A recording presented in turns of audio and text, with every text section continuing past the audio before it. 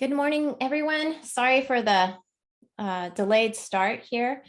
We're happy to have you. We've had a few technical difficulties this morning, but thank you for joining us.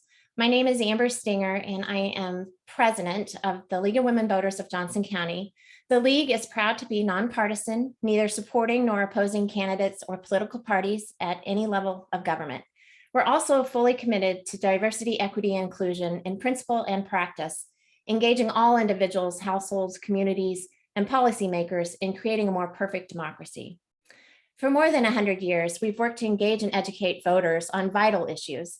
Today, we examine the power of history and the importance of a culturally inclusive telling of it. That's why we are grateful to our esteemed panelists today for taking the time to talk to us about this important topic. Here's our plan for today. The first hour will be our panel discussion, followed by the opportunity for you to ask our panelists questions. Then we'll award one lucky attendee with a special gift before moving on to our DEI moment and announcements. To help the event run smoothly, we want to go over a few things.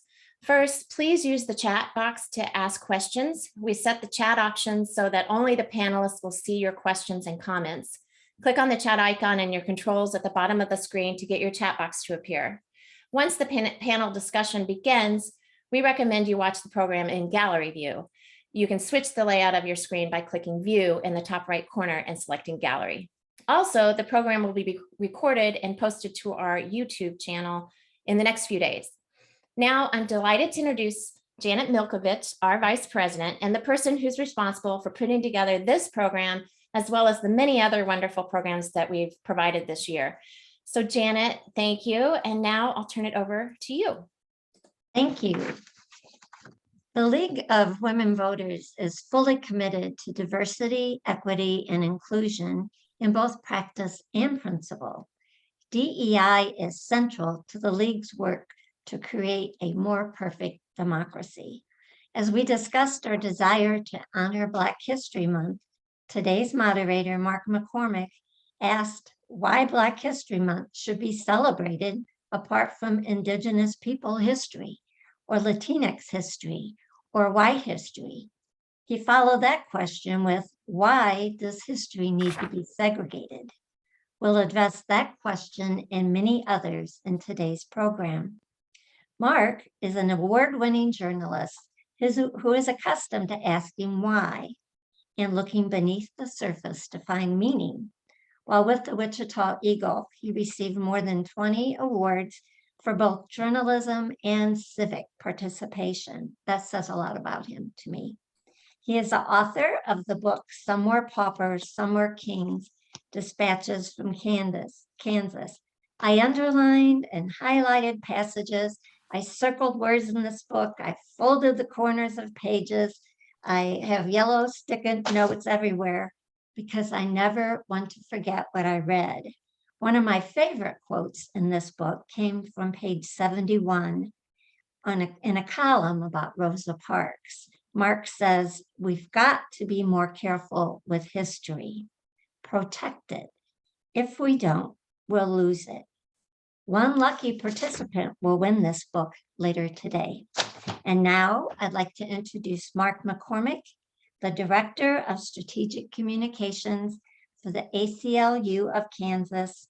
Mark, thank you for being with us today. Janet, we had talked before about under-promising so that I could over-deliver. So thank you for that nice introduction. My pleasure. I would like our first panelist, the Reverend Robert Johnson, to introduce himself to the audience. I may then introduce Gretchen if we have her with us, and then we'll move into the discussion. But Robert, introduce yourself to our audience. So I am Robert Johnson. I serve as the pastor of St. Mark United Methodist Church. I use the term lead servant at St. Mark United Methodist Church. I've been at St. Mark and in Kansas and in Wichita for 5 years. I moved here in 2016 under the appointive system of the United Methodist Church. I had lived most of my life in Texas, 27 years. Before that, I was born and raised in Mississippi, And since I've been here, just recent work, and I think part of the reason why I'm here today is that once I got here, got involved with some work with Kansas Interfaith Action, Rabbi Moti Reber, and I've been married for 32 years and have two daughters. One is who's about to graduate from Spelman College. All right. I'm so proud of her. And then the older daughter who graduated from Howard University, just as proud of her, who's a filmmaker living in Hollywood. So that's a short bio on me. That is awesome. Now, talk a little bit also about your book that's coming out soon. So I have written, and it's due to come out in April of this year, a book called Jesus Unchained, and it is a book that basically it's basically subtle deconstruction. I don't know if you all are familiar with that term, but among young adults these days, they're doing what they call deconstruction of Christianity, which is not, there's a lot of talk about young adults leaving the church, but these young adults are not leaving the church. They're deconstructing faith, meaning that they're going in, interpreting the faith, pulling out the misinterpretations, exposing the myths and lies about the faith that have been passed on, and trying to represent the faith in a more accurate way. So the book sort of does that, but it's centered around the person and character of Jesus and how he has been misinterpreted. And so it addresses the myths and lies about Jesus, but then it turns and says, okay, well, who is he? And tries to present him in a more holistic, accurate picture. Yeah. Very excited. It comes out in April. Oh, yeah. I'm excited to get it. And in fact, I'm going to do a little blurb for your book, by the way. So, yeah, I'm excited about that book. I don't believe our second panelist has been able to join us just yet, but I can assure the audience that Robert and I can fill all this time just talking as we usually do. If Gretchen does happen to join us, we'll do an introduction then. But I'll go ahead and move into the discussion, and I wanted to begin with a passage of a speech given by a man named Randall Robinson. Randall Robinson is a civil rights attorney and founder of an organization called Trans Africa, which used to do advocacy work for the African diaspora. He was most noted for his work fighting apartheid in South Africa. And this was a speech that he gave. And this is really where the idea for this panel and the title of the panel comes from. And this is from his speech. He says, on the memory side, we've been doing this thing every year in February. Dick Gregory said they even gave us the month, pardon me, with some of the days missing. The notion of Black History Month is ludicrous on its face, but it is so telling. You can't segregate history. The story of America is the story of America. It begins with the story of the first Americans left untold. It involves the story of Hispanic Americans who would explain to us why today Texas, New Mexico, and Arizona are not a part of Mexico. It goes on to tell us the contributions of Asian Americans, and it involves in some central wealth building way a significant, indispensable contribution of African Americans. To have Black History Month is tantamount to a confession that American history is a lie and not wholly told. What is worst is that it suggests that our history started with slavery. And for those of us who hear it, we think that the story that we hear is the only story that can be told. I don't know how many seasons more I can weather, how many things George Washington Carver did with that peanut. And even that is trivialized, as we have trivialized Dr. King as a civil rights leader and not a man who supported reparations and economic democracy, but who failed on those points because America wasn't ready. But Dr. Carver had so many applications for the peanut because he was looking for ways to put nitrogen back into the soil to restore it. It saved Southern agriculture, but that was not the version that we got. That's where the idea of segregated history, our title for today's discussion, came from. So, Robert, can you talk a little bit about to what degree you feel like our history is segregated, if you do think that it is segregated? You're on mute. I do think it's segregated, and I have experienced that. I've kind of lived that personally.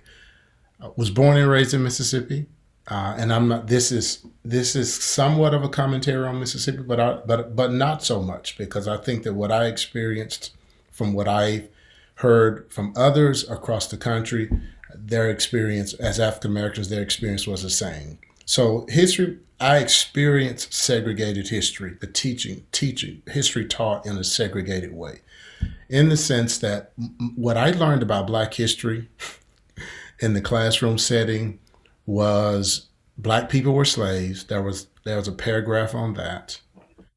I learned there was a paragraph on Harriet Tubman and the Underground Railroad. Not all the wonderful details of this amazing woman, who, by the way, I consider to be the greatest American who ever lived, for multiple reasons.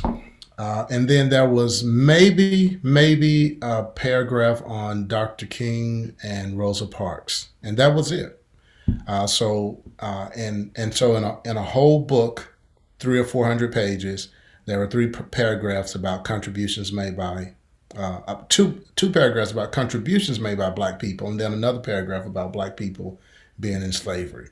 So, and now, of course, as I've gotten older, as all of it and all the folks I knew growing up, as we've gotten older, we've learned more about the fullness of American history, and we realize how much was left out. And we realize that the way, both in the textbooks and in the lectures and in the classroom settings, there was a segregated history. That was basically white history, which was taught as American history, and then there was African American history. Nothing on Latino American, Mexican American history. Nothing on Asian American history. There was something a little about Native American history. I mean, because you can't tell the story. You really can't tell the story unless you tell, like, when Columbus got here, who he encountered, whoever got here. So the whole way American history was taught was segregated. And of course, I think we'll get into this later in the conversation. That in itself has created all kinds of psychological and sociological, and I would even venture and say theological, spiritual problems in America. Wow. You know, what's amazing to me about what you just said is that when you think of the civil rights movement, the drama of it took place in Mississippi, Alabama, Georgia. That was the theater for a lot of it. Yes. And to have gotten so little of that history in Mississippi, yes, is astounding. It's astounding. You know, Taylor yes. Grant, one of my favorite authors, talked about growing up in Georgia, and that in his textbooks, they talked about the Ku Klux Klan as redeemers. Did you hear that too in your schooling? They were not talked about in that way, but certainly they were not presented in as horrifying picture as I came to an awareness that they really were. So it was just, they were mentioned, but it was later in life, in my own research, my own reading, and then, in my own learning, that I discovered, like, basically they were American, they were terrorists, they were a terrorist group, which, by the way, says a whole lot. When we talk about terrorism in America, Black folks were the victims of American-based terrorism for centuries. So yeah, homegrown terror. Homegrown terror. My first job out of school was in the kind of South. Southerners don't really consider Kentucky the South. Right, that's but right.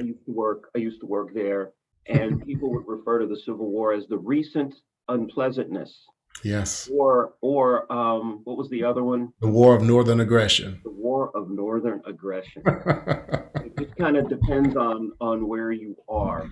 So, Dr. Gretchen Eick, my dear friend, has joined us by phone. Now, if any of us should be unable to be seen, it's probably me, Mr. Face for Radio.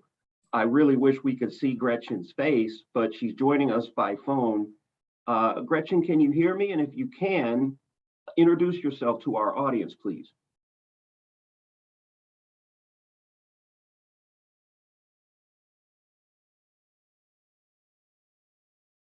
Are you there? We've been plagued with some technical difficulties all morning. I'll come back when she's able to join us. She has a lot to contribute. So Robert, what do you think the impact of this segregated history has been on all of us, our culture, all of us? And before I answer that question, I do want to go back to your comment about Mississippi, about my lack of exposure to what actually happened and was right there in Mississippi. So I went through all of school, and in college, I started reading a book called Parting of the Waters by Taylor Branch, which is a great, as a matter of fact, the second book is called Pillars of Fire, but it's a comprehensive, detailed rendering of 1,000 pages, if I remember right. Yes, that's right. And it was in that book, Parting of the Waters, that I learned about all the history that had just taken place right around the place where I grew up. Only even as I was being born. I was born in 66.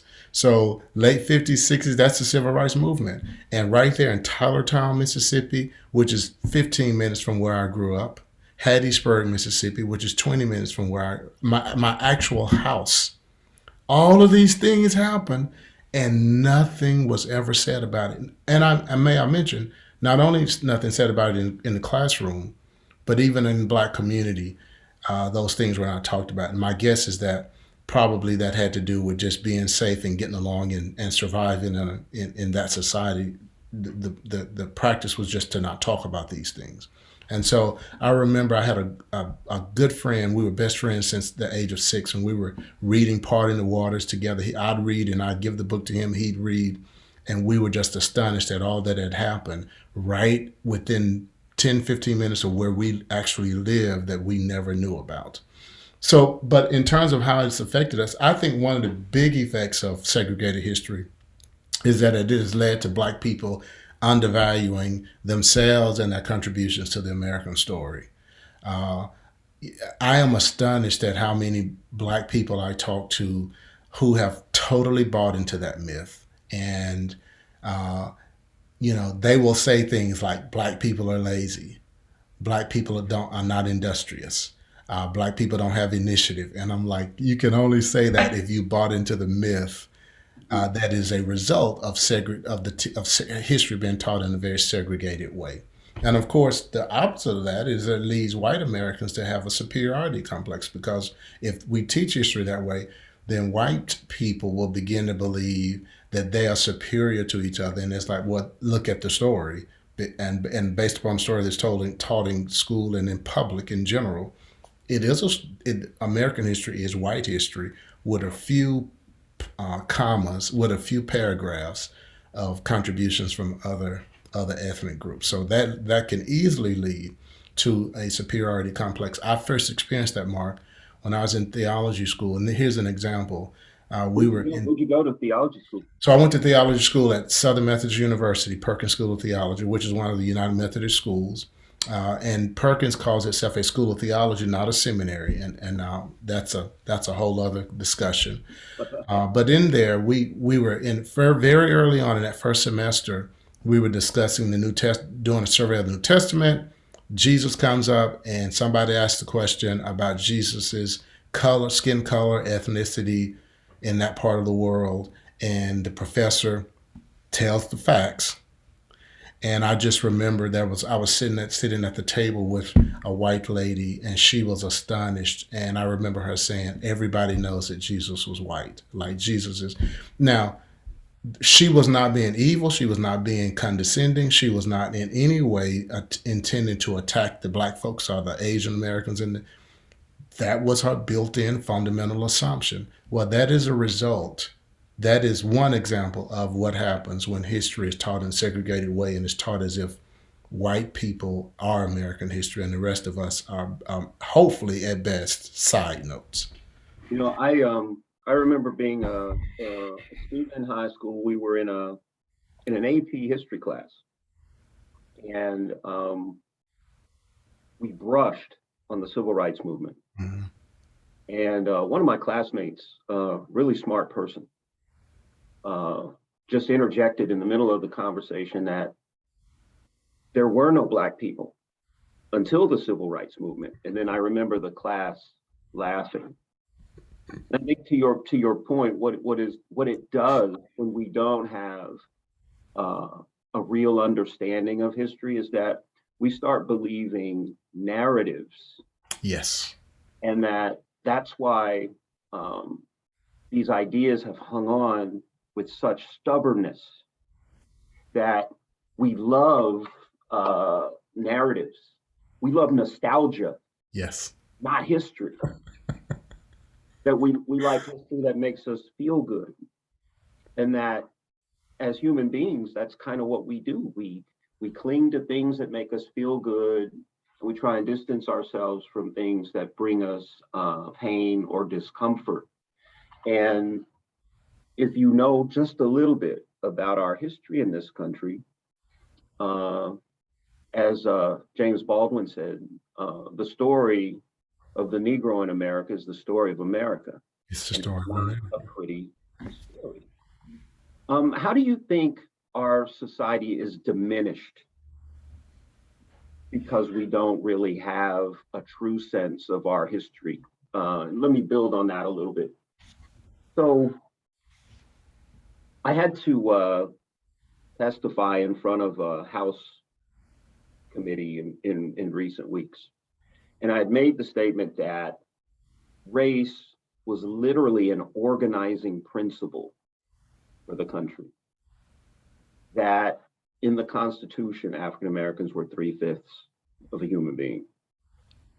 The Dred Scott decision said African slaves were property and had no rights that the white man was bound to respect.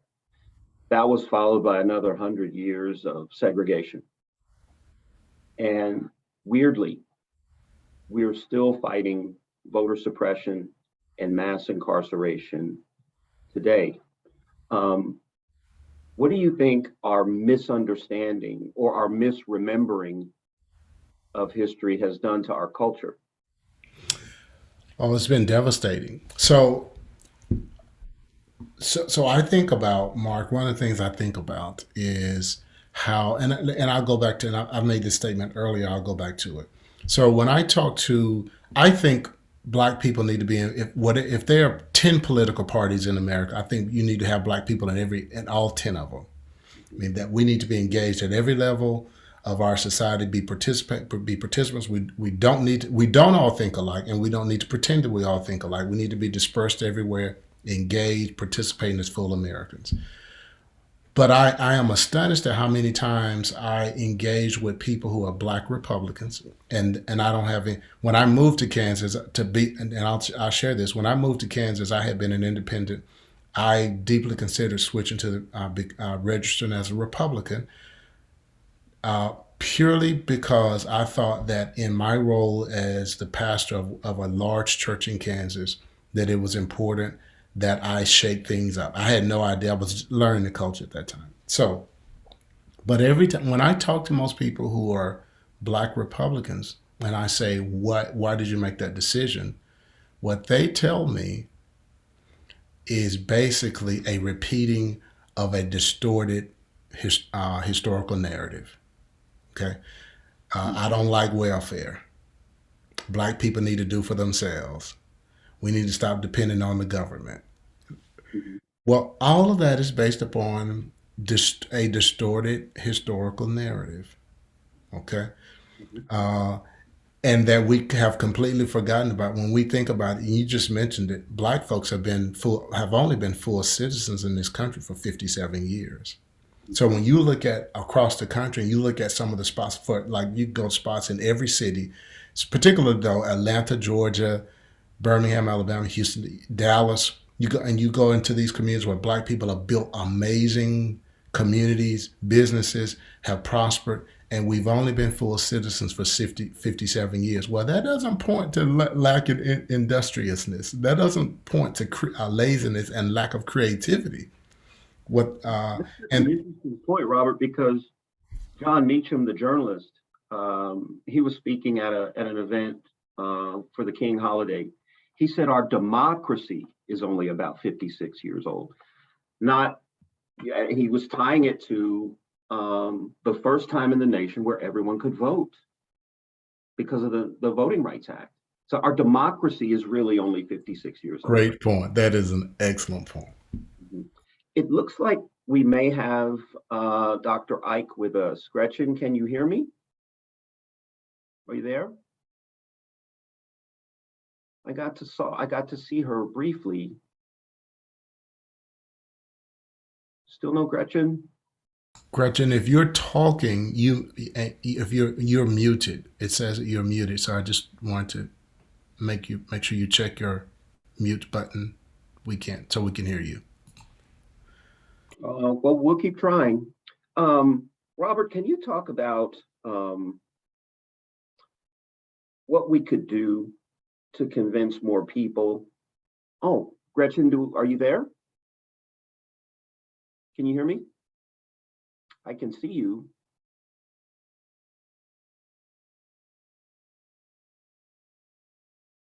Well, we'll come back. Robert, talk a little bit about what our society could be if we had a shared understanding of our shared history.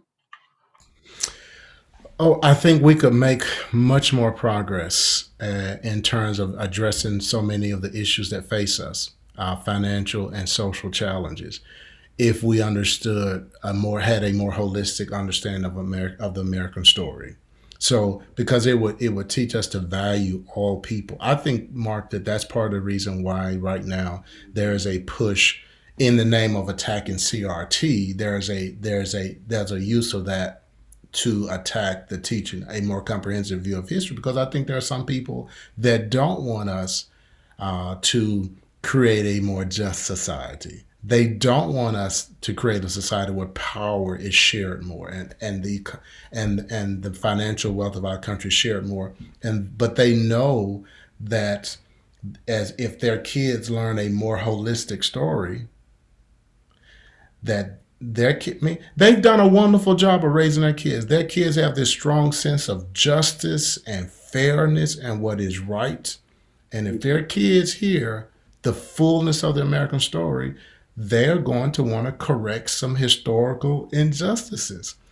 That points to the fact that is what we can become. That is who we can become if we begin to present the full narrative of American history. That I think that we will begin to move more forthrightly towards healing a lot of our social problems and creating a society that's more just economically and otherwise. Yeah, I think it could be liberating for everyone. Yeah.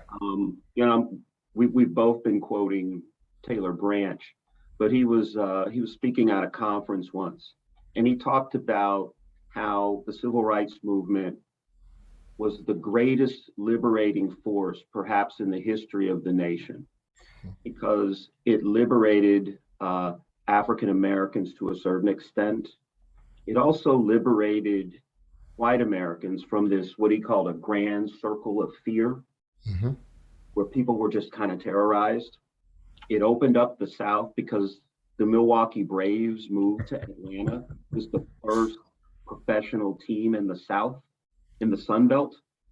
And then on the heels of that, President Johnson, I don't think he's any relation to you, but President Johnson signed an Immigration Act that opened up immigration. To that point, it's my understanding that there was only immigration, legal immigration to this country from 3 European nations, but it opened it up.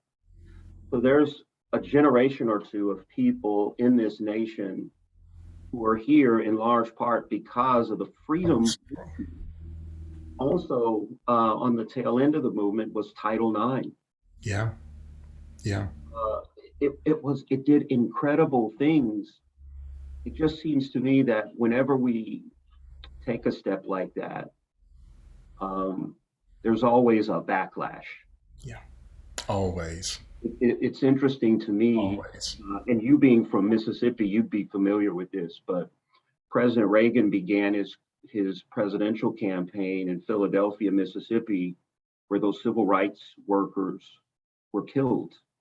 And it was kind of a wink to Southerners and their Southern strategy, the president's Southern strategy, that I share your values.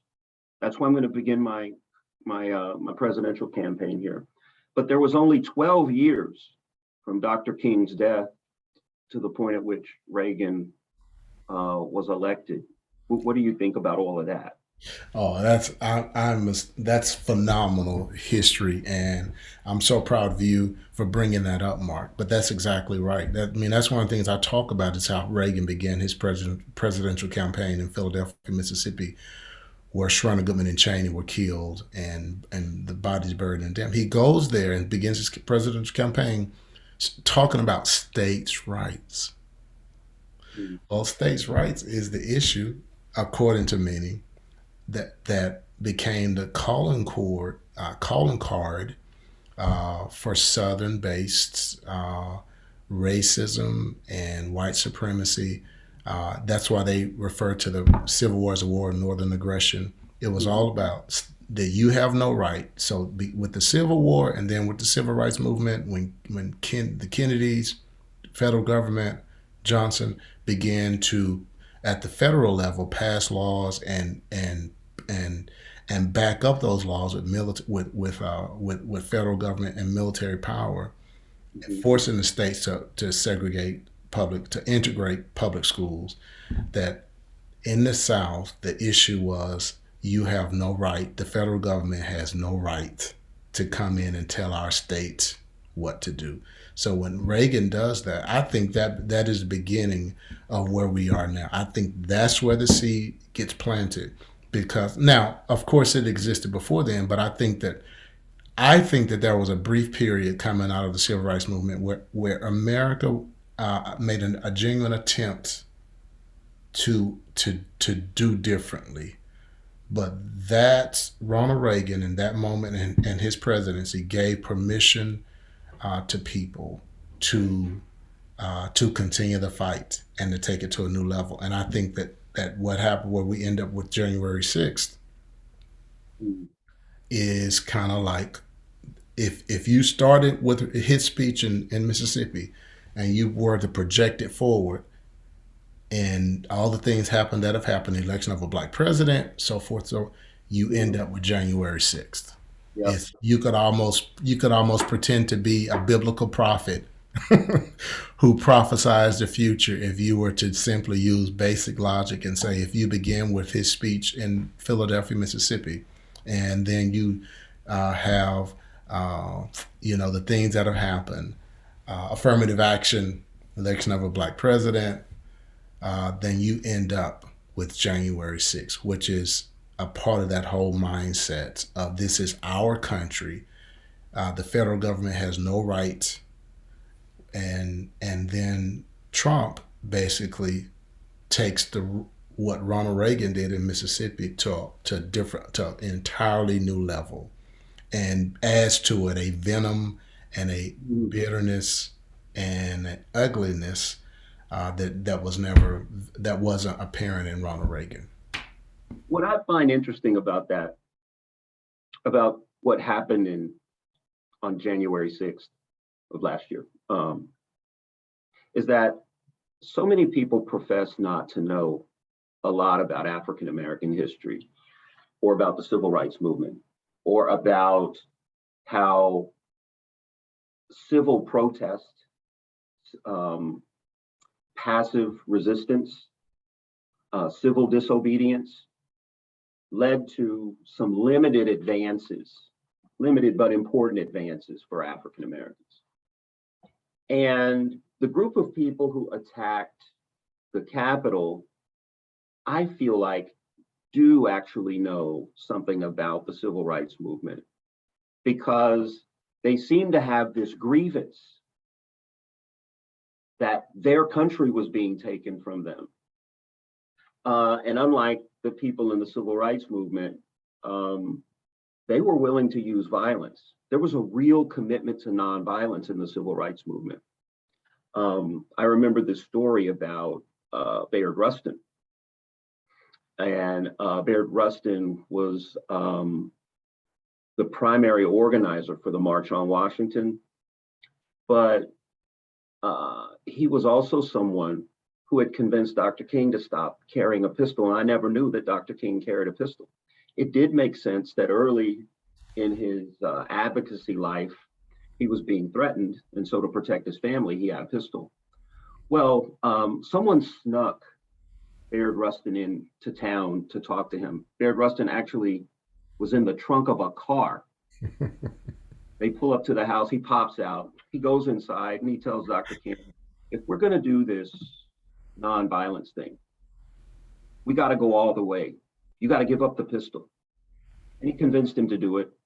Dr. King gave him the pistol. He gets back in the trunk and then he drives away. It's a great story. It's a great story. Incredible. You know, I wanted to go back a little bit to the liberation point, and it's a transition to the next question.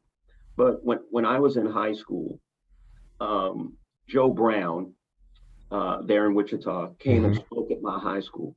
And for those of you who don't know, Joe Brown was the first Black woman who was the president of the Board of Education there in Wichita.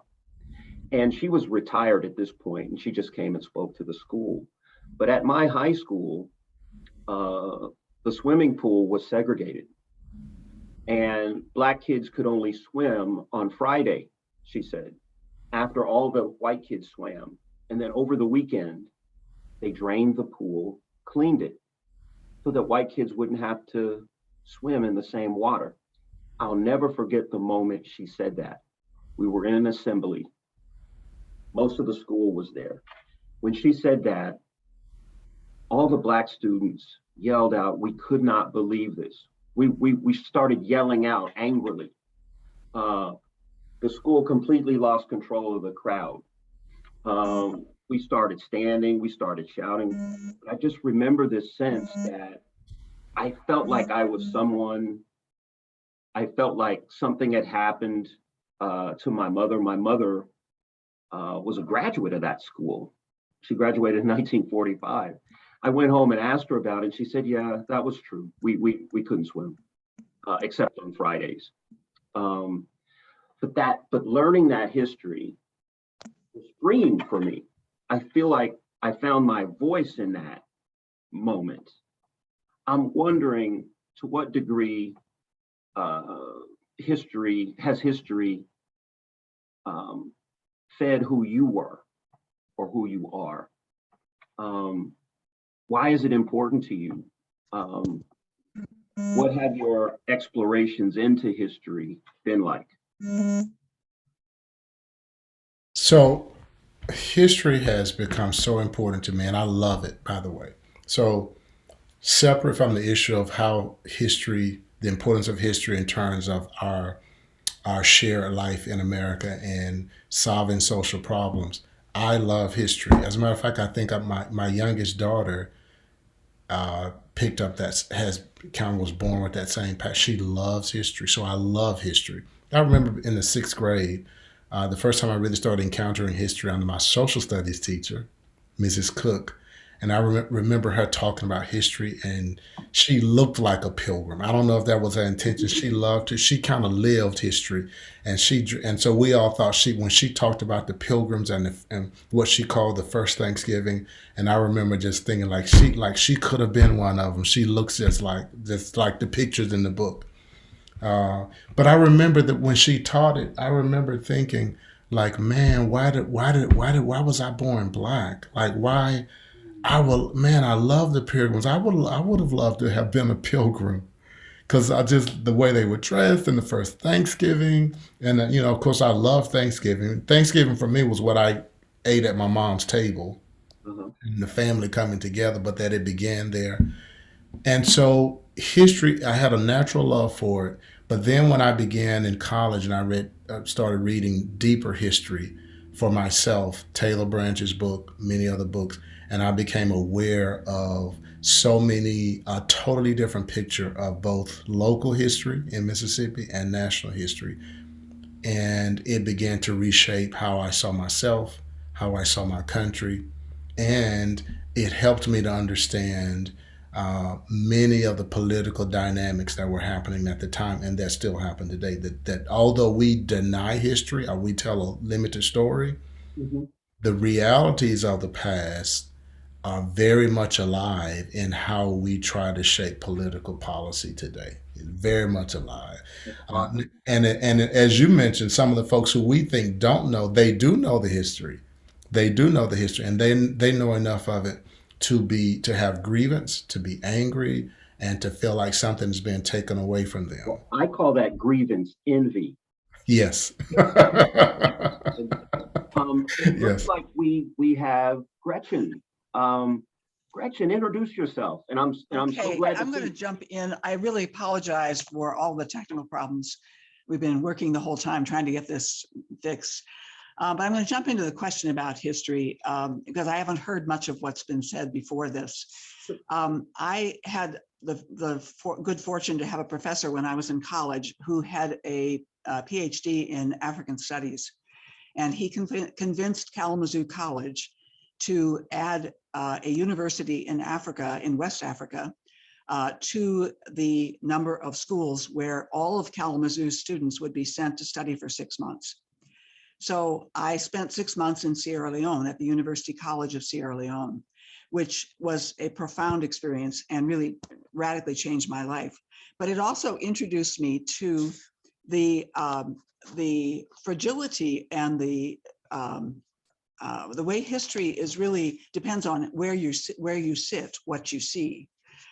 For example, I took a class in Sierra Leone in African history, and it ended up being the history of colonialism. This was a university that was connected to a British university, and the British university set the curriculum. So we learned the history of colonialism when I was wanting to learn African history, not the history of the British conquering parts of Africa and colonizing and et cetera. Fast forward, I went to university, come back my senior year, I took a class, a senior seminar, and it was on Reconstruction. And my professor was using a book called The Tragic Era by Claude Bowers, which is a book that presents Reconstruction as just an abominable period when uneducated Black people took power and altered the South, and the South had to come back with whatever was necessary to take power back for white people in the South. And I sat in this class. This is a reputable university, and I said, I want to read Black Reconstruction by Du Bois because it's the only book written in 1935, but it's the only book that really looks at what was happening in each Southern state, traces the history of Reconstruction. It's a huge tome, and it's still to this day an outstanding source on Reconstruction. My professor said, you will not read that book. We will not use that book at our university. Du Bois ended up being a communist. You may not read this book. I mean, can you imagine this? Okay, so fast forward to today. What are we hearing across the country in hundreds and hundreds and hundreds of school districts where school boards are saying, you will not read these books. You will not learn this history. It is absolutely stunning. Yesterday, I heard on the news that in Tennessee, a scholar of the civil rights movement had been invited to speak to a teacher training event. And he was disinvited by the state government because they said they had to vet and check his credentials, everything he's written, everything he has said, to see whether he is a legitimate can be a legitimate spokesperson for what the state is now saying can be taught. I mean, this is really a very alarming time. It frightens me terribly. Going Can just I to jump in real quick, Gretchen? yeah. You know, what you were saying about Du Bois is the definer of what we know of today as sociology. He still Yes. has volume 1 of the Harvard Monograph series on the subject. And you Yes. weren't allowed to learn about him when you were in school? Yes. And you- Yes, and I you- was not allowed. I was not, and I was a history major. This was a senior seminar, right? Okay, so fast forward, in the 90s, I went back to school to earn a PhD. And I went to KU. And at that point, I had been teaching African-American history, but I had learned it on my own. I've been teaching at the University of in DC for a short time. But I had to do it all on my own. But by the 90s, beginning with the civil rights movement, people began to reissue books, histories, novels about Black history. And you would see them in the original form, but just with a new cover put on. They were available. You could finally read them. And you could read books also by women, white women and Black women, like the early novels from the 1830s, when those women were well respected and well known and were in the canon. So I was going back. All these books are available by the 90s. There's so much available. It's so exciting. 2,000 slave narratives, people who'd experienced slavery writing their own stories. You know, how exciting is this? Autobiographies and biographies that have been lost during the whitewashing of our history. Rediscovered in archives and republished. It was really thrilling. So to me, so history has really profoundly changed my life.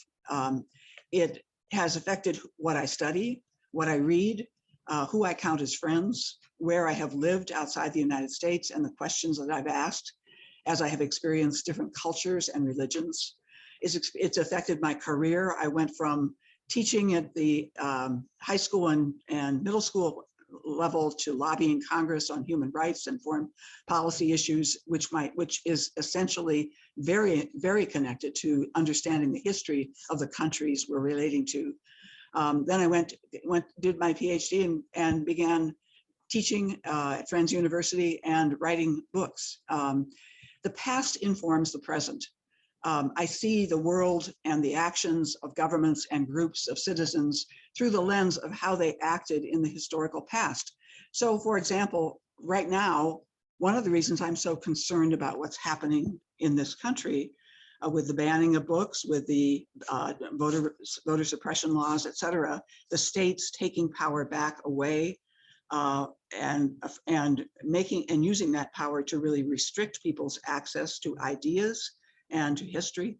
One of the reasons that how that affects me is when I see things like the voter suppression efforts of today, I immediately can connect with what happened back in the period after 1868, and especially after 1877, the election that was basically stolen by white supremacists.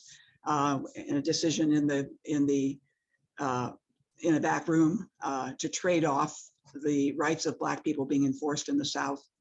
If you don't know that election, go look it up and find out why we got Rutherford B. Hayes as president and what was going on in back rooms to make that happen when he didn't win the popular vote, and what it meant in terms of the lack of protection to Black citizens all across the South after that election, because the trade-off was the Republican Party agreed not to send in troops to enforce the 14th and 15th Amendments after that. Which was why. So I see the present from that past. Sorry, let me stop. No. I was just saying that what you were talking about in terms of the presidency of Rutherford B. Hayes, getting the presidency in exchange for the removal of the federal troops, that was essentially why what President Eisenhower did in sending troops into Little Rock Yes. was a big deal, because there had been no federal troops in the South since that time. For 80 years, there was no federal enforcement of the Constitution of the United States, which said in the 14th and 15th Amendments that all citizens have the right to equal access, due protection, property, et cetera, and the right to vote. So what we saw this past week, you know, in Tennessee, a woman named Pamela Moses, who wanted to register to vote, and went to her parole officer and said, "Am I eligible?" Parole officer said, "Yes, you are." Gave her a slip of paper that with the official imprimatur of the parole department. She went to register to vote. They said, yes, she's eligible. They gave her a piece of paper.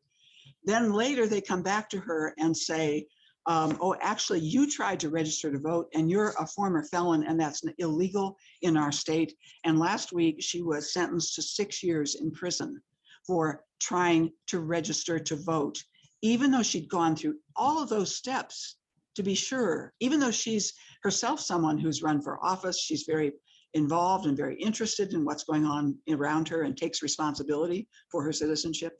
Her name is Pamela Moses. Look it up. It's really appalling. Other people, 4 white men who tried to register dead relatives who didn't register, who actually voted, used mail-in ballots to register their dead relatives and voted for President Trump. Ended up with only probation for their sentence. In one case, 3 days in jail. 6 years versus 3 days in jail or probation. And I mean, you can't help if you know the history, but understand that this has to do with race. Well, Gretchen, let me go back and give you an opportunity to talk about something that Robert and I talked about before you could join us. But can you talk about the impact of our segregated history on our culture writ large? Yes. Segregated history denies Americans the knowledge that is critical to how they exercise their citizenship. For example, when you were testifying this week before the House Education Budget Committee, there was a member of that committee who made the statement that we needed our students to know that the US Constitution was the beginning of the end of slavery all around the world. Now, that man obviously had been taught segregated history, or he would know that our Constitution protects slavery in 5 different places. The word is not used, but the Constitution, as it was originally written, protected, you know, we know the 3/5 clause that gave the South more power in the Electoral College. We know that the federal government was given the power to put down rebellions, including insurrections by people who had been enslaved. In the Constitution, it says states must return fugitives fleeing slavery. Fleeing, it doesn't use the word slavery, but it must return fugitives. And that was the original fugitive slave provision. It said the Atlantic slave trade could continue for 20 more years, and everybody brought in on that trade would be taxed, bringing revenue to the federal government for each person that was imported. The federal government didn't have other revenue other than trade revenues, customs revenues. If he had not learned segregated history, that member of the Kansas House might have known that Britain and France had ended slavery by court decisions before our Constitution was written. I mean, this is just, if people learn a sanitized, whitewashed history of the American past, they will propagandize the past. They will be prone to accepting propagandizing of the past. And they will be prone to promoting a white supremacist version of how we got to where we are. They will see this country as a paragon of virtue, rather than, like all nations and all peoples, shaped by greed and violence, as well as by wonderful, beautiful ideas and values. I mean, they're both there. Du Bois said it very eloquently many years ago. This made the same analysis that really, you know, every country has its problems. Every country has made egregious mistakes in its treatment of its citizens. And you teach that as well as you teach the wonderful ideals and the wonderful values. students are not dumb. They know when they're being propagandized. And they also, we talk about the lack of interest in education right now. The students, what are we going to do to get our students who've been through COVID doing virtual learning and kind of having a reduced value education during these 2 years? Well, if you provide them with segregated history and you don't give them a chance to think critically and you don't invite them to think critically, you're going to have less and less interest and more students dropping out of school. It's all students, white students, Black students, et cetera. When Robert was talking about, when Pastor Johnson was talking about the colonial times and his desire to be a pilgrim or a Puritan, if you don't know that from those times, Black Americans were suing, women as well as men were suing in the colonial courts, saying that they should not be enslaved, and in some cases winning. If you don't know that history, knowing that history makes you think differently about the past, that there are people taking charge of trying to reshape the way they're being treated. And they're doing it legally, they're doing it through the courts, they're doing it through petitions, they're doing it through testimony. I mean, it's really pretty phenomenal what you start to learn. Gretchen, I had one more question for you. And I think we're getting to the point about in about another 10 minutes where we'll start taking questions from our audience.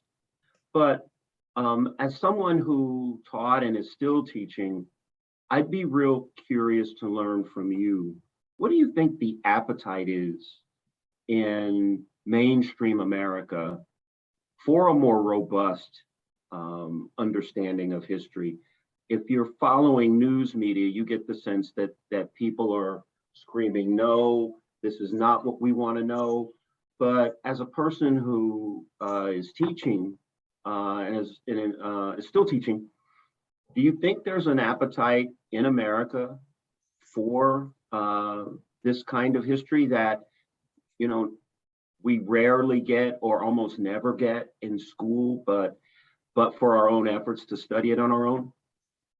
I guess I think that that interest has to be promoted actively by organizations like the League, by congregations, by social clubs saying, I would like to see the League of Women Voters nationally challenge school boards to take a class in multicultural history and to offer that class. You can do it on Zoom.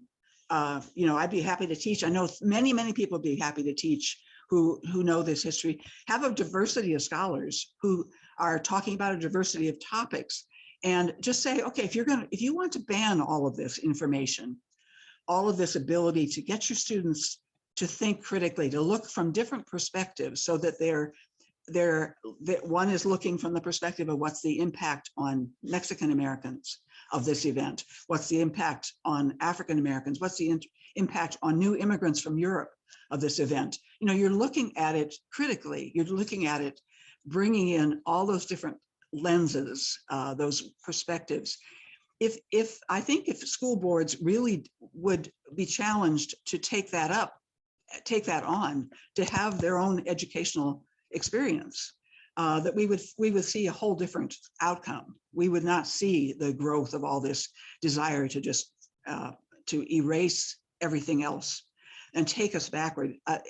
It's so disturbing to me, because this is like taking us back to my days in school, and that was a long time ago. And I see our history as being cyclical. And if we don't resist it and say, okay, come on, folks, you wouldn't say that medicine should go back to the way we practiced it in 1940 or 1950. You would say we've got to add in what has been discovered since then. And yes, there may be debates, and yes, we may not all agree whether it's about vaccines or masks or whether we should take our blood pressure medication, but have that conversation, talk about it, get it into the podcast, get it into the boardrooms.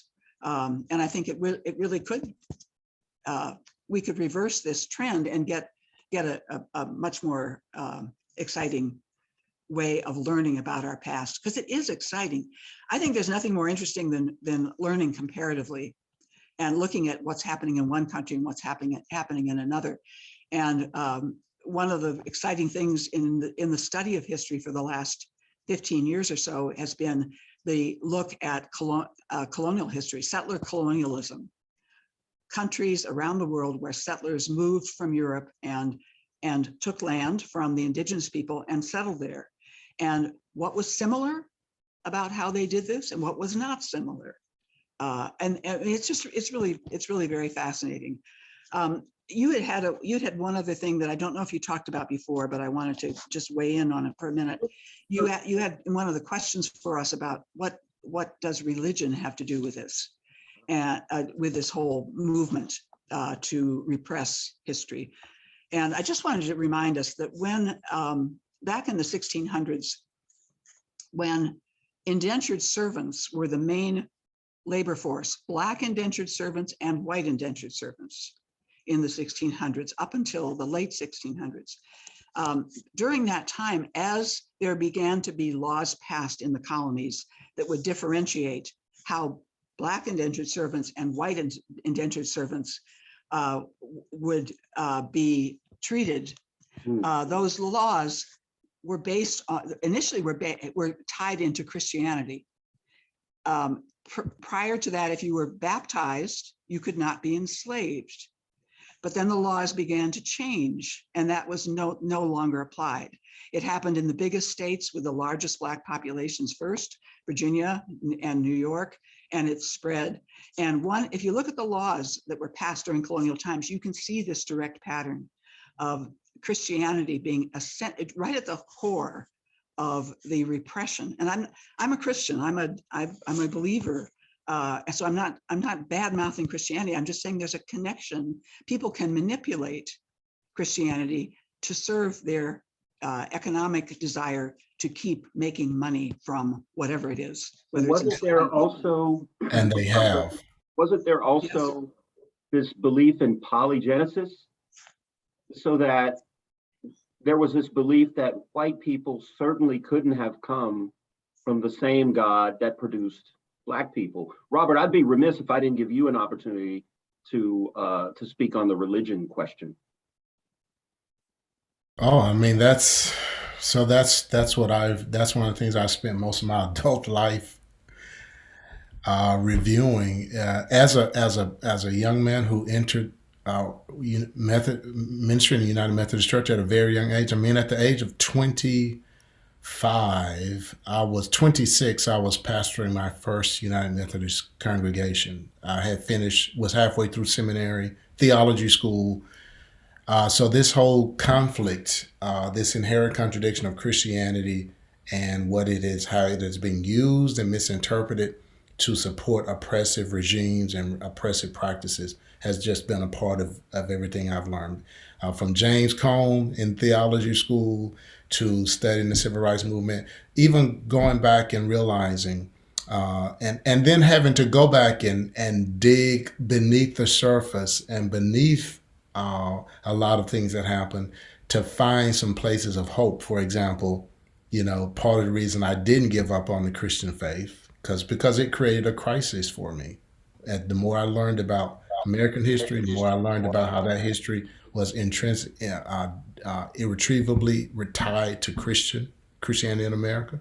That there have been multiple times when I almost gave up on it, but it was people like Harriet Tubman, who not in words, she didn't write any books, she was illiterate, but in deed I call her the first deconstructionist because she deconstructed the Christian faith and the way it was being taught in a way that and reinterpreted the faith in a way that empowered her to be a liberator. So, but it is shameful.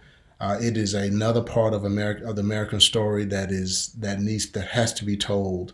How Christianity has over and over again been used to support racist, white supremacist, and oppressive practices and policies. So yes. You know, one of the early lessons that I learned about how Christianity had been used to manipulate had to do with one of Noah's sons mocking him and then being cursed to be hewers of wood and drawers of water, and that the Africans enslaved in this nation were descendants and the recipients of that curse. And how Christianity was used to keep people docile when it's really revolutionary in its true application. We're at a point now where we need to move to Q&A. Could one of you with the league select the first question for me and perhaps read it, or would you like for me to just pick a question? Mark, this is Janet.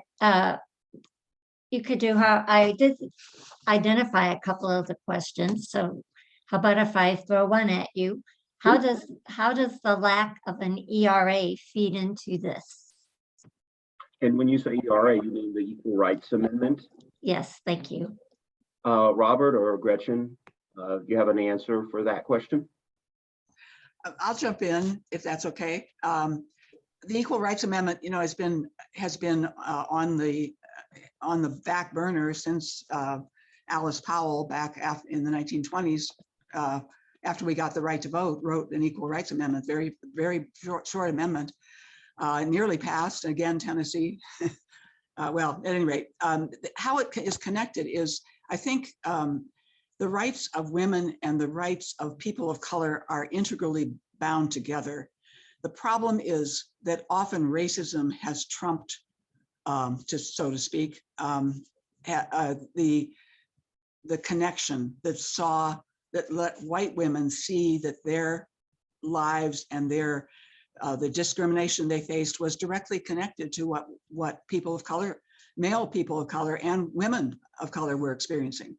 And so sometimes that alliance broke down. Frequently it broke down. It broke down when Ida B. Wells Barnett, an incredible activist, journalist from Chicago, brought a delegation of university graduates to the 1913 suffrage march in Washington. This huge march, I think it was 9,000. I think it was 9,000 people. Women showed up. Mostly women showed up.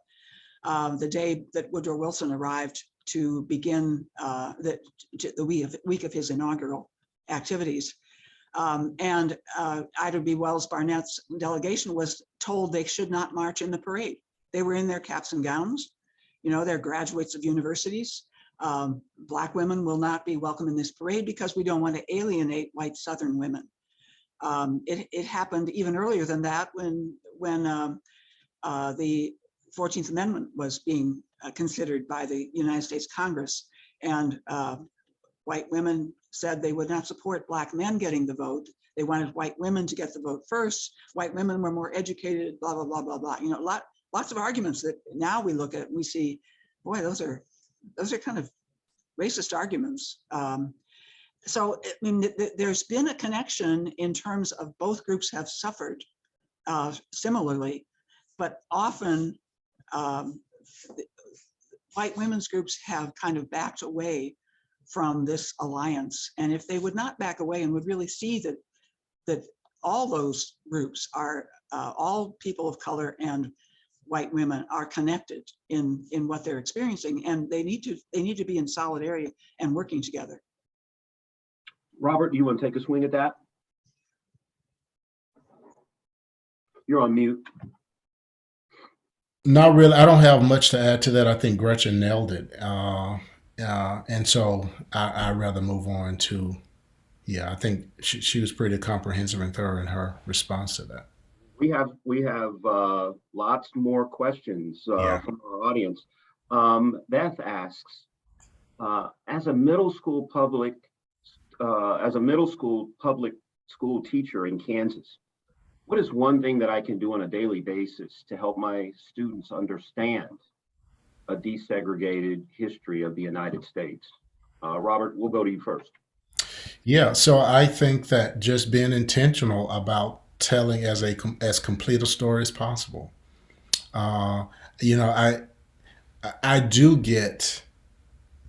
I don't want teachers trying to be activists, right, in the classroom. I don't think they have to be. I just think teachers have to be, public school teachers just need to be intentional about being honest and telling as complete a story as possible. Now, here's the deal. Here's the reality. A part of this whole conversation I think we have to be honest about is that even if I get to teach on, if I'm teaching American history and I'm teaching on the period from the 50s and 60s, and I try to, and I got 1 week to do that, and I try to tell as complete a story as possible, even after I tell what I think is a comprehensive story, I'm still going to leave out so much. I'm still going to, there's still going to be voices that get silenced by how I tell the story. So I think that so what do we do with that? We just have to be intentional.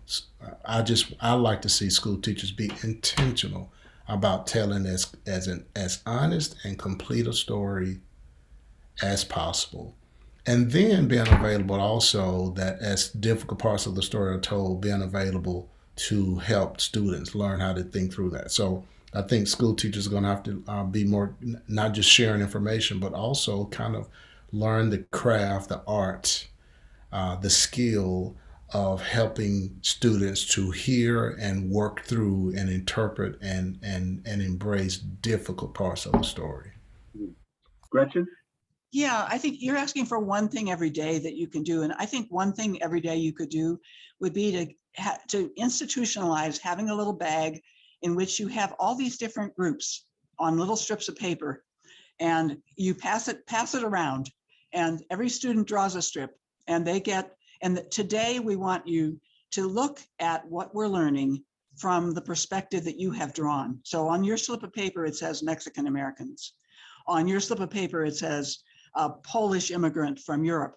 On your slip of paper, it says African Americans. I mean, multiplying the perspectives and getting students into so that it's almost second nature for them to think that there is not just one perspective. I mean, even one of the wonderful points made in a book I just read this week called 400 Souls, which I would recommend, is that there's so many African perspectives and African American perspectives. It's not one perspective. And getting students to think that way and then to explore, getting them to do their little, if they have to write a paragraph, if they have to write a paragraph that day about what they understood from that perspective, how it might make a difference. And just kind of encouraging them to is what we've been trying to do really I think teachers have been trying to do this for a lot of the 21st century, trying to get critical thinking, not critical race theory, critical thinking into students, trying to get them to be aware of multiple perspectives and to examine and then interrogate and then discuss. The next question is that Dr. Eick has mentioned that she'd like the League of Women Voters to ask school boards to introduce multicultural history offerings in schools. How is the best way for the League to do this, present this idea, in a time when terms like CRT are being used as weapons and books are being highly scrutinized at all levels of public access? Gretchen, that'd be a good one for you. Well, I think what you can do is you can assemble, okay, let me back up. Last summer, I did a very brief training. I asked our school board here in Wichita to expand the teaching of Native American history from one class in one high school to try to get event-centered teaching done in all of the high schools. And then I offered to do some training of teachers. I did just a very small amount, but I did prepare a couple of documents that I would be glad to send to the League, and you can disseminate them for how that might be done, how you might teach events, where you get people looking at different perspectives. And I think you could do that with the school boards. You could say, there are a couple of requirements for your participation. You have to be willing to look from different perspectives. And we will have people teaching who come from different perspectives and who come with different scholarly fields, right? So you're going to have some people you're just going to have all different perspectives presented.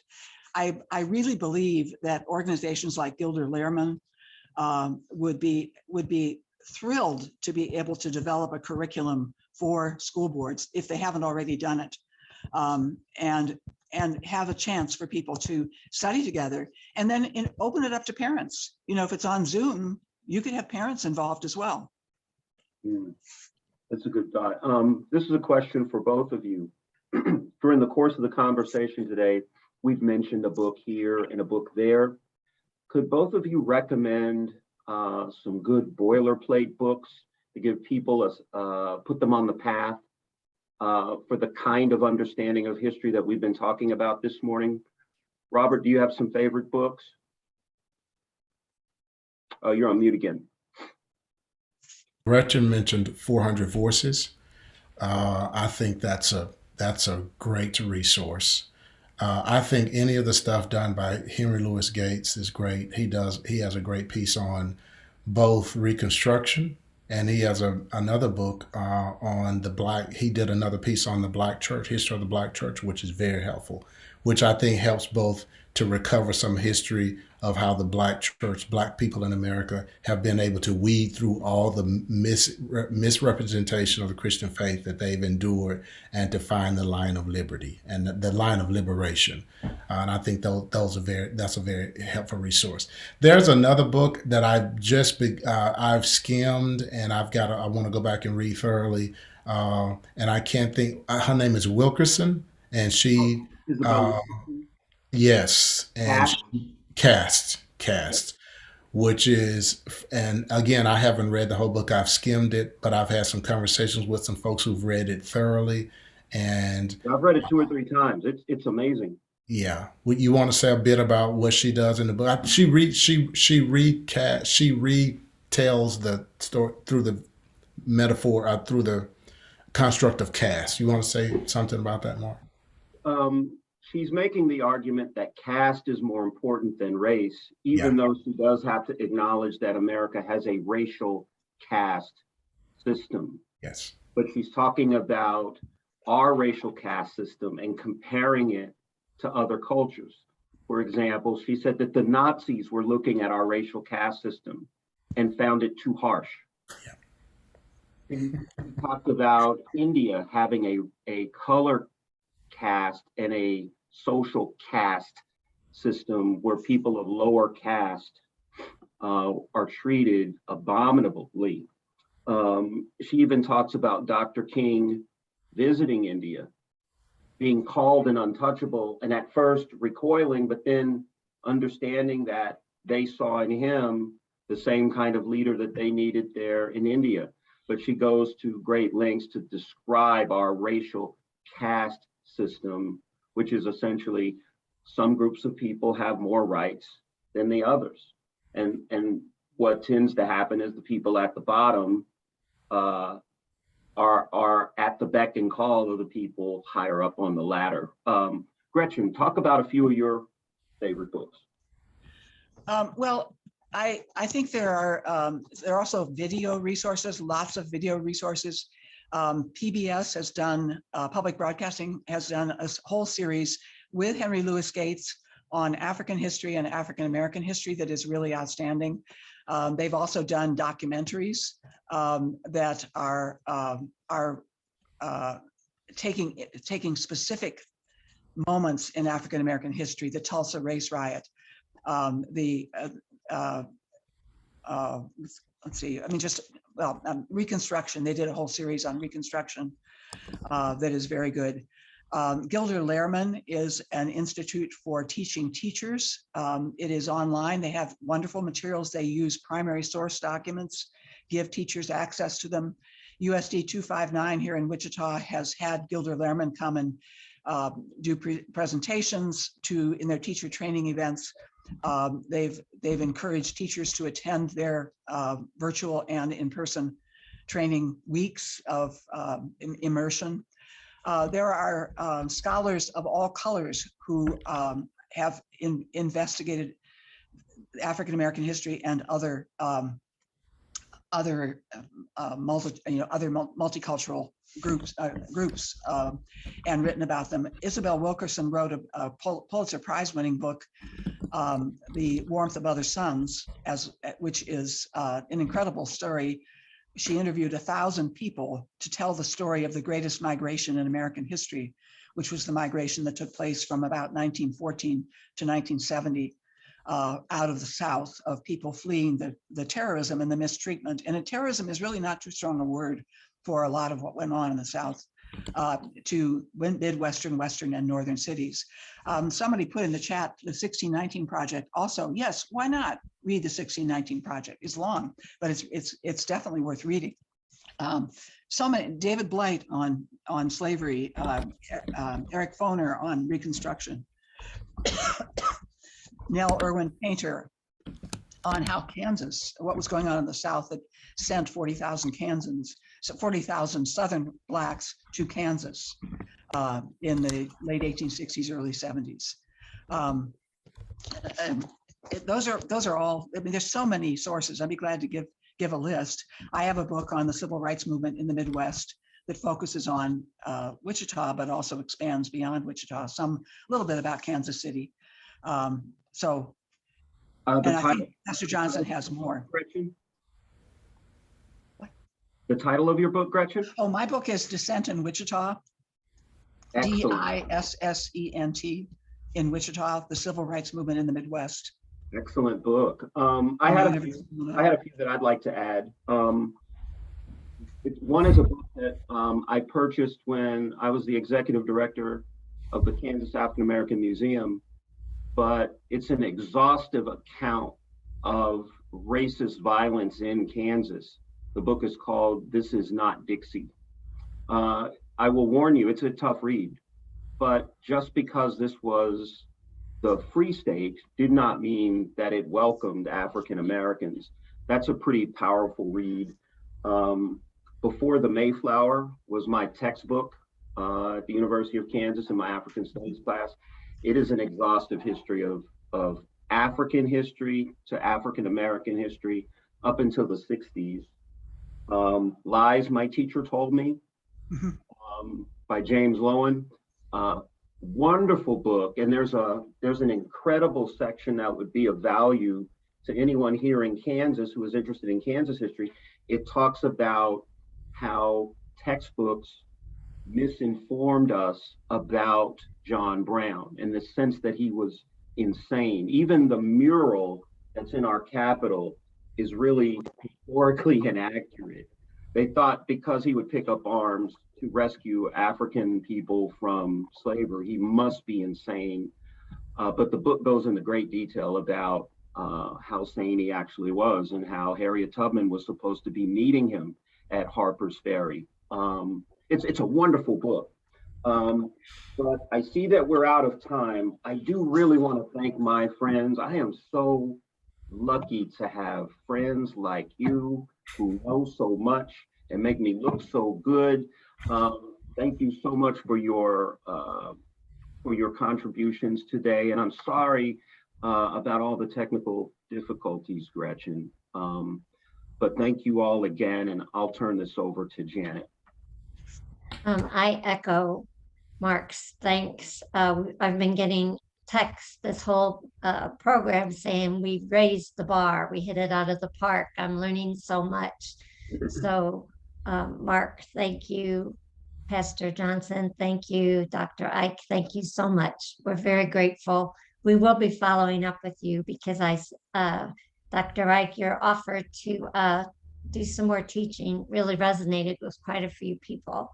I'm going to close this part out with selecting a winner for Mark's book, Some Were Paupers, Some Were Kings, Dispatches from Kansas.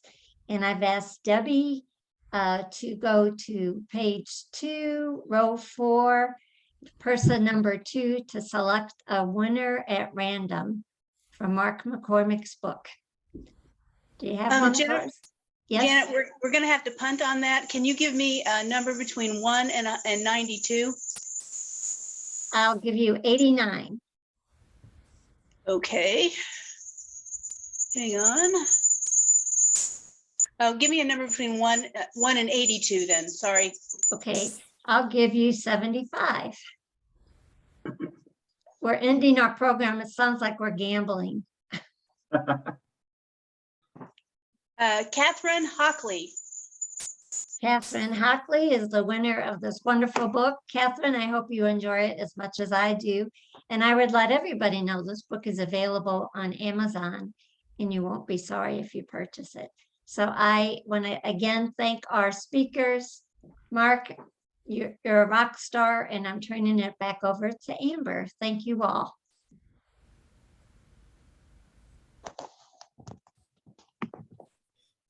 Yes, thank you all for helping us better understand the power of history, and a special thanks to Mark McCormick for putting together this amazing panel and facilitating such an engaging conversation. It felt like we were sitting in your living room having a robust conversation. We're just really grateful to all of our guests for all the work they do in our community on behalf of our entire community. Again, our hope is for all of you attending is that you will use what you learned today to inform your conversations with your elected officials and your decisions at the ballot box. Next, I'd like to introduce Kay Healey, who is leading our DEI team along with Janine Lenane. As you know, our organization has embarked on a mission to become more inclusive and welcoming, and part of this journey involves encouraging people to increase their understanding of equity, diversity, inclusion, and of history, like we've done today, and examining their own power and privilege. Today, Kay is going to present another DEI moment. Kay, I'll turn it over to you. Thank you, and thank you to the panelists for our thought-provoking conversation. I do want to make one little correction on this slide. The maternal death rate is for actually statistics from 2019. It was from a 2021 CDC report, though. So in February 1926, noted African-American historian Dr. Carter D. Woodson created Negro History Week to inspire communities to organize local events promoting the achievements by Black Americans and people of African descent. Dr. Woodson's ongoing organization, the Association for the Study of African American Life and History, chooses an annual theme for Black History Month. 2022 theme is Black Health and Wellness, focusing on the achievements of Black scholars and medical practitioners, as well as, I'm sorry, I thought I was not going to be part of this, as well as midwives, doulas, herbalists, and others who help people be well.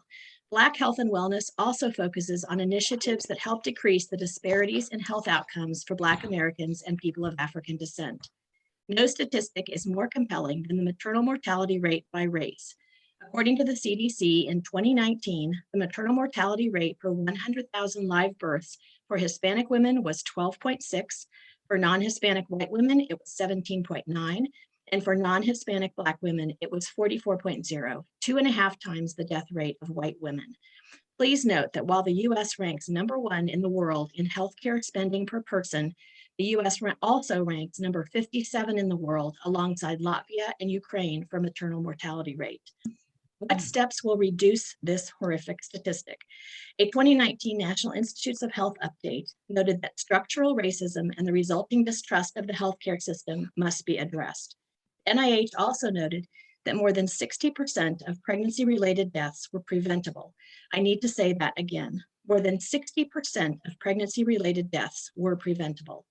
The leading factors contributing to death were patient-family factors like lack of knowledge about early warning signs to seek care, provider factors like poor communication, misdiagnosis, or ineffective treatments, and factors related to systems of care, lack of coordination between providers, or inequities among hospitals and clinics.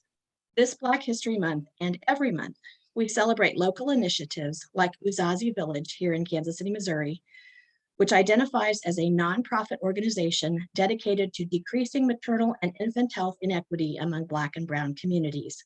Uzazi Village's mission is for every family a healthy baby, for every baby a healthy village. Uzazi Village's programs include group community-based prenatal care, doulas to help a woman labor and birth, a walk-in breastfeeding clinic, a clothing boutique and diaper depot, gardening program, and a chocolate milk cafe offering breastfeeding group support. First action step, please consider supporting Uzazi Village with our time, our financial, diaper, or clothing donations.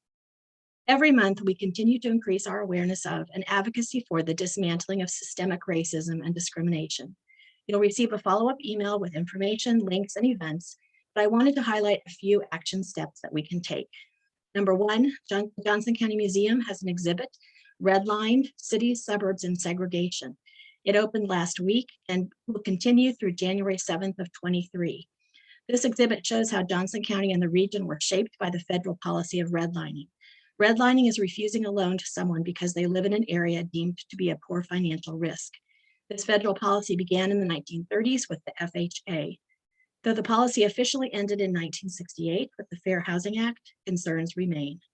Our league is hoping to organize a group tour of the exhibit when COVID rates go down significantly, so please watch for that information, but it is open now. You can also consider a self-guided driving tour, a history of segregation in Kansas City that was developed by the Johnson County Library. Do you know who Mamie Dillard, Carrie Langston Hughes, or Eva Jesse are? The Kansas Historical Society has lots of information. Have you visited the Quindaro site in KCK? Have you visited the Nicodemus National Historic Site in Graham County, Kansas, the only remaining Western town established by African Americans during the Reconstruction period following the Civil War? As Arthur Ashe urged, start where you are, use what you have, do what you can. Thank you.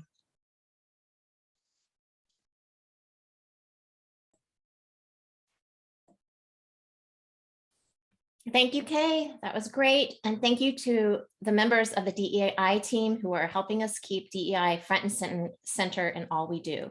Now, I want to share a few announcements. Thank you all for hanging in there with us. Join us tomorrow at 4 p.m. to review proposed changes to the State League's juvenile justice position.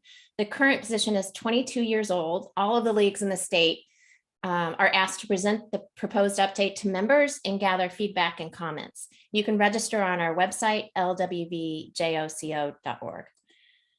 Next, we have several opportunities this month for you to interact with those representing you in the Kansas legislature. During February and March, we have 4 legislative copies in Johnson County and 2 in Wyandotte County. They'll all be virtual. And again, you can register at our website, lwvjoco.org.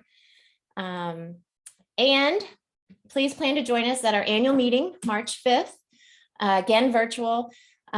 This will be virtual like we did last year. And Irene Cadillo of El Centro will be our keynote speaker, so you won't want to miss her. Finally, our work is only possible because of our members. This screen highlights 6 people who have joined since the start of the year. Thank you to them and all of our members who believe in our mission to build a more perfect democracy. If you'd like to learn more about becoming a member, please contact us through our website, lwvjoco.org, or email us at contact@lwvjoco.org.